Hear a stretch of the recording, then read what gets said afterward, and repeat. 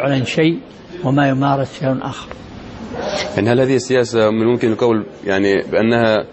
مستمرة على هذا المنوال، بأن علي عبد الله صالح مستمر على هذا المنوال حتى حلول موعد الانتخابات الرئاسية؟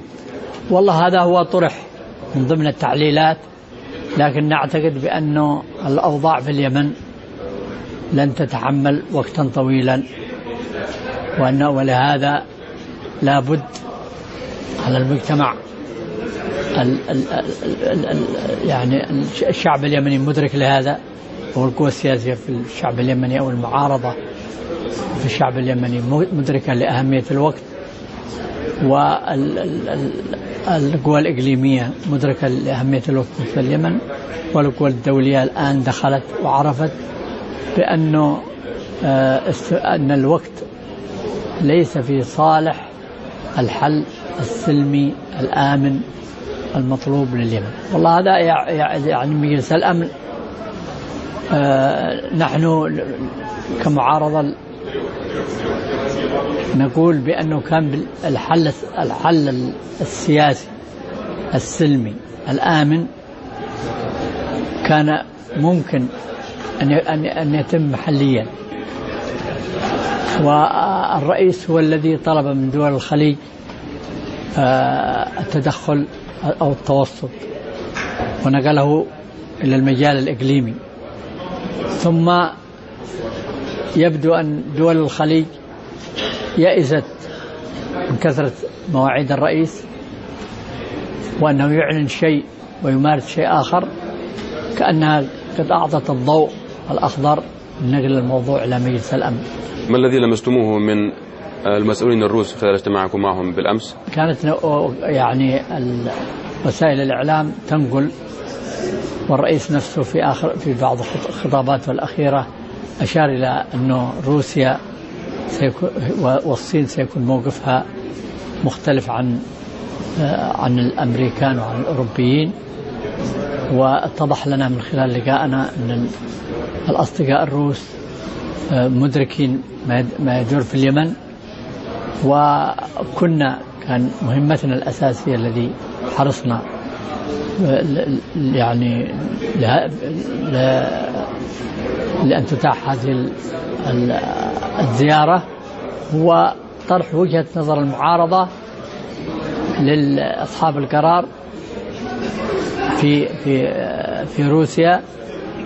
والحمد لله يعني تم هذا، وشعرنا بأنهم تفهموا ما طرحناه،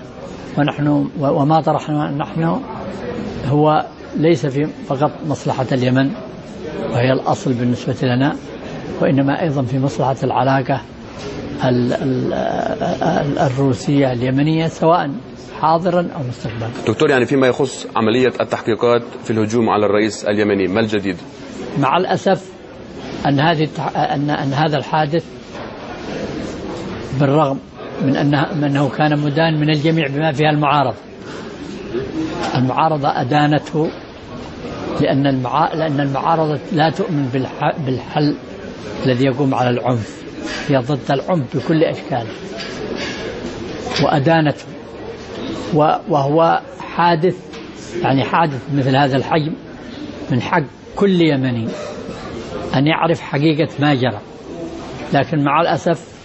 أنه تم التعامل مع من قبل السلطة، تم التعامل مع هذا الحدث يعني تحول إلى ورقة سياسية الغرض منها تضليل الخارج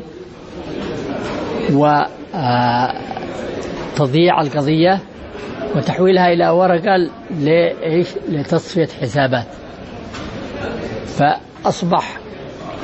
قضية وجود تحقيق محايد دولي أصبح ضرورة، لأنه يعني أصبحت هذه الورقة يعني ملعوب بها كما يقولون، مرة يعني يتهم فيها بيت الأحمر، يعني يتهم فيها علي محسن الأحمر، يتهم فيها الإصلاح، يتهم فيها